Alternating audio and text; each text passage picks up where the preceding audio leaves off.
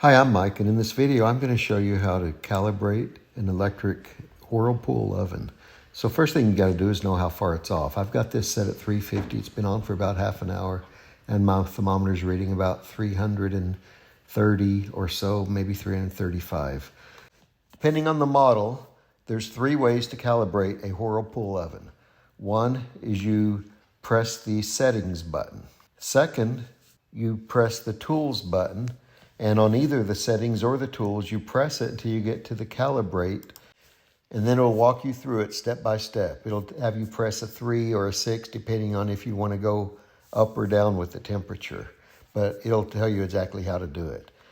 And then the other method on these is you either press and hold the down arrow for 5 seconds, or you press and hold the bake button for 5 seconds.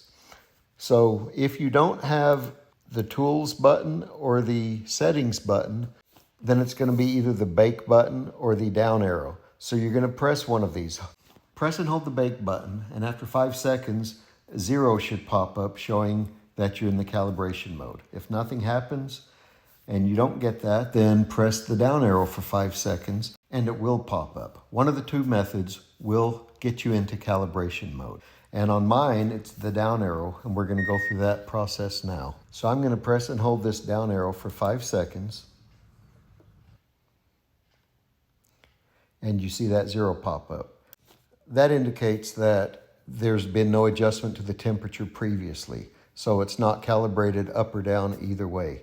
So what you're going to do now is you're going to press the up arrow. In my case, we're about 20 degrees low. So I'm going to push it up until we get to 20. Then I'm going to press the start button or that forward arrow, and the calibration is done. Now I'm going to set it to 350 degrees. We're going to wait a few minutes, and we're going to check the temperature.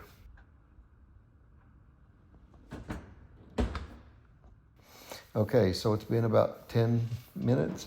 We're still set at 350 degrees, and look at my thermometer. It is almost exactly at 350 degrees. So this oven is calibrated. So that's basically all you have to do. If you've got the settings or the tools button, use that. If you don't, try the bake button or the down arrow, and one of those will work. It'll take you about a minute or two. Just make sure you're using a thermometer that you can trust, that you know is accurate, and your oven will be calibrated. I really appreciate you watching this. I hope you've learned something. Take care and have a great day.